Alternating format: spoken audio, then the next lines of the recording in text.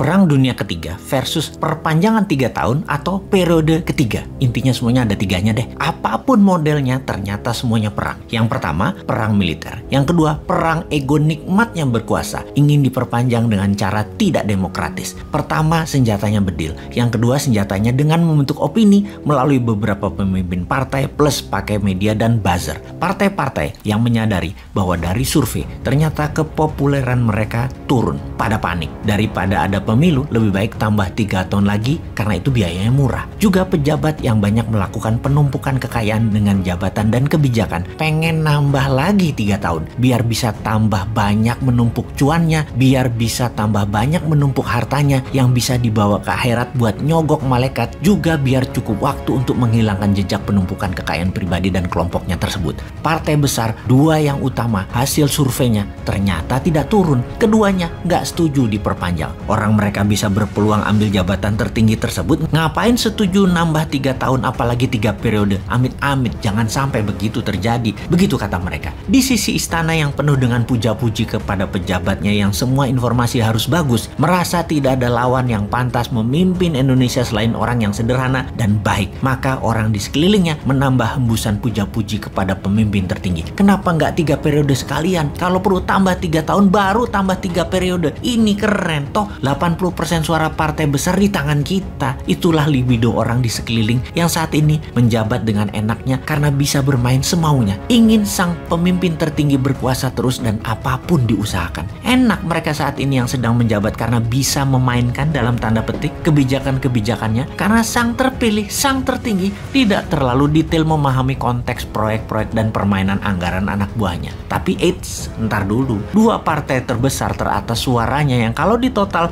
suaranya mencapai kurang lebih 33%. Nggak mau lah. Jadi suara perpanjangan jabatan 3 periode tidak akan memenuhi quorum, tidak akan sampai 2/3. Maka rencana perpanjangan 3 tahun atau tambahan 3 periode kemungkinan tidak terjadi. Tidak terjadi. Sulit dan tidak mungkin. Walau libido penguasa saat ini pada mau, tapi mimpi tambahan 3 tahun itu hanya mimpi basah anak remaja. Jadi bagaimana solusinya? Mungkin lebih baik konsolidasi. Bagaimana nanti di tahun 2024 calon yang jadi dalam tanda petik sekali lagi adalah orang dari kelompok besar yang 80% ini yang mereka saat ini sedang otak-atik gatuk dan berbagi-bagi di antara mereka untuk 5 tahun ke depan sampai 2029. Prabowo, Puan, Ganjar, Sandi, Anies, RK, Ridwan Kamil, semua satu perahu sekarang. Saya ulangi lagi, semua satu perahu besar mereka saat ini. Percaya deh, wong bodoh ngaku pinter ini walaupun dewa mabok jurusnya. Kalau yang ngeh akan benang merah tarikan analisanya, pasti pada setuju maksudnya Bosman ini. Ada banyak benernya dan sering tepat kejadiannya. Balik ke para calon. Kemudian calon-calon itu terus dipasangkan bolak-balik 6 nama itu. Bisa Anies, Puan, Prabowo, Ganjar, macem-macem diutak-atik aja pokoknya. Kompromi-kompromi terus dilakukan. Lobby-lobby, gua dapat apa, gua ngerjain apa, terus diutak-atik. Kalau kita bertanya,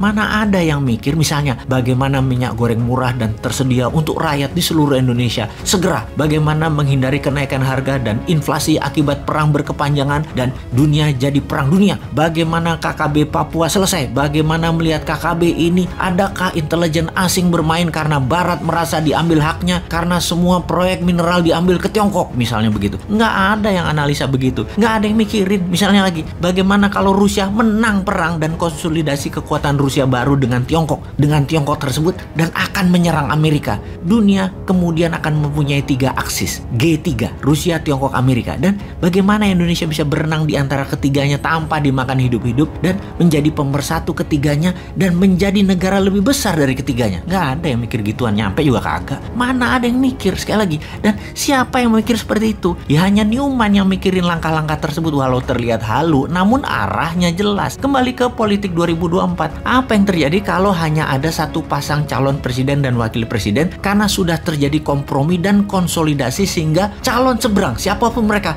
gak akan dapat perahu. Lawannya kertas kosong. Yang terjadi adalah Indonesia tidak akan berubah. Tetap akan gini-gini aja. Pemerintahnya akan semakin represif menekan, makin otoriter dan makin tidak tumbuh ekonominya karena terlalu sentralisasi dan kelompokisasi. Gila, susah banget ngomongnya. Rakyat tetap bebas memilih namun propaganda pembenarannya masif diarahkan ke kelompok besar. Fakta yang lain yang kecil-kecil dihilangkan. Ujungnya tidak akan ada peluang kemajuan yang akan terjadi.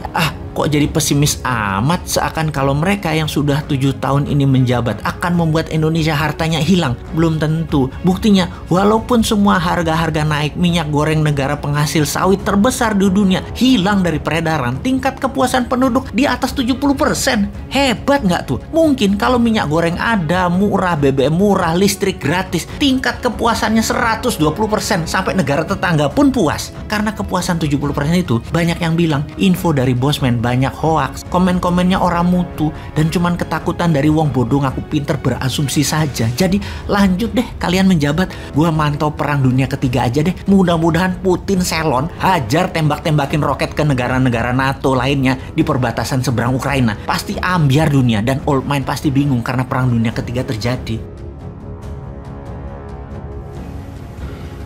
Ada yang ngomong presiden dipilih 3 periode, itu ada 3 menurut saya.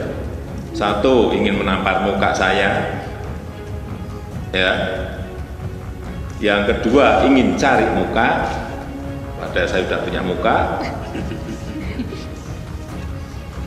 Yang ketiga, ingin menjerumuskan. Hurrah!